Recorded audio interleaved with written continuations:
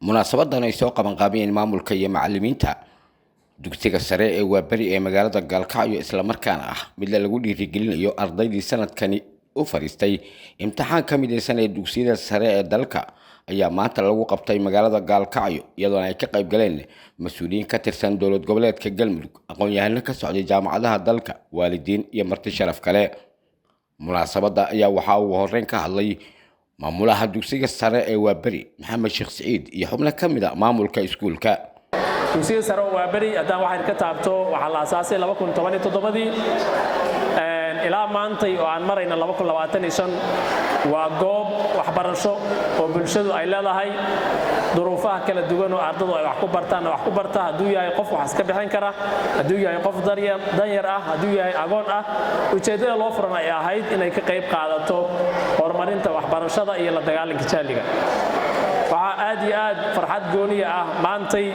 inuu 15 sano jirsaday dugsiga sare oo la furay 2011dii iskuulka dugsiga sare uu ku soo biiray dufcad 13aad maanta qalin jabinaysana ay fursadoodu noqotay iskuulkii oo dugsiga sare qaan gaaray inay ku soo biiraan waxaan aad iyo aad runtii ugu faraxsanahay iskuulka intuu bulshada u shaqeynayay inuu xagga waxbarashada kaalmo fiican u ka keenay ama aan iraade meeshii laga keeni lahaa kaalin waxbarasho meesha ugu sareysay oo iskuulka Waaberi oo matalaya ardayda dhigata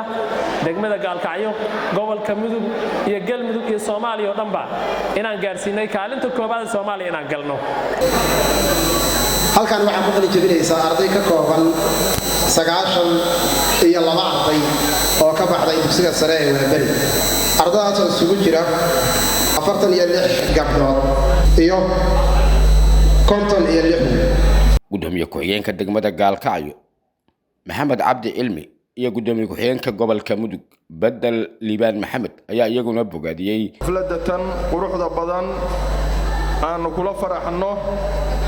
ardayda waqtiga adag soo qaadatay ee maanta halkaan ku qalin jabinaysa waxaan leeyahay waad mahadsantihiin farxadda iyo reeraynta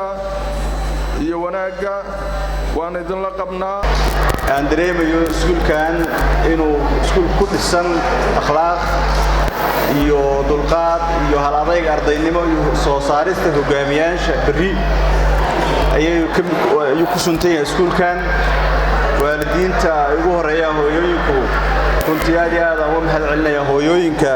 ee tabaca badan geliyay ilmahooda munaasabada ayaa sidoo kale waxa iyaguna dareenkooda ka muujiyay isla markaana ka hadlay qaar ka mid ah ardayda dugsiga sare ee Waaberi iyagu nasiibka u yeeshay inay ka mid noqdaan ardaydii Soomaaliyeed ee imtixaanku dhawaan ugu soo gabagaboobay magaalada Gaalkacyo waxaan rabaa inaan u mahad celiyo marka koowaad Allah subhanahu wa ta'ala inoo suurtageliyay waxbarashadeena asaasiga ah ee 12 fasal ee dugsiga sare dugsiga hoose dugsiga dhexe intaba aan ku soo qaadanay fursadaas oo noo suurtagelisay inaan inta soo qaadana la ka soo hay'adda xanaano waxaan u mahad celinayaa hooyo xabiibo oo noo joogtay maanta sina oo faraxsanahay sina waa u murugsanahay runaantii si markaa u faraxsanahay waxa waa runaantii dugsiga sare ay soo ilaalay waxbarashada sina u murugsanahay waxa waa arday 12 sano wax soo baranay inaan maanta aan ku kala tagnay anigu hooyo inaan ka faa'iideystay waxbarashadeedii heerkayga dugsiga sare ugu dambeyn waxaa munaasabadan si rasmi ah u soo xiray agaasimaha waxbarashada degmada Gaalkacyo ee wasaaradda waxbarashada Galmudug Xamdi Cabdulqaadir Geelle